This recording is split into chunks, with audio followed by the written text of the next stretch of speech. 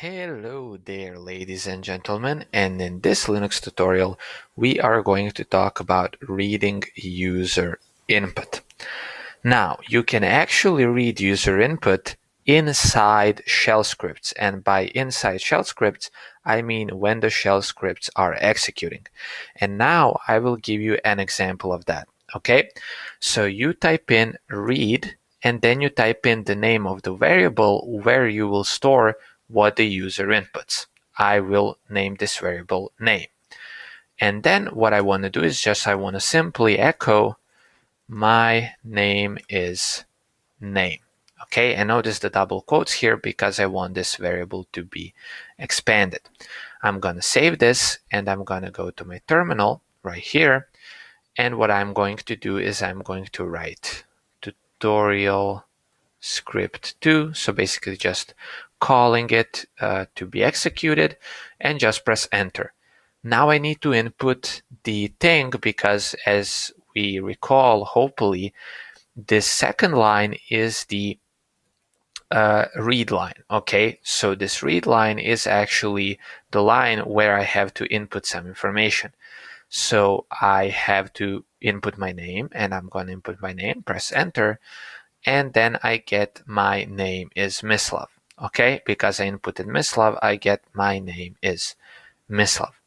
Okay, and so basically what I'm trying to do here is I'm trying to get the input from the user while my shell script is executing. And you can do so with using this particular command, which is the read command, and then you supply the variable name where the input that is read in from the user will be stored. Okay, and I'm not really sure should you use arguments or this kind of approach to reading in user input.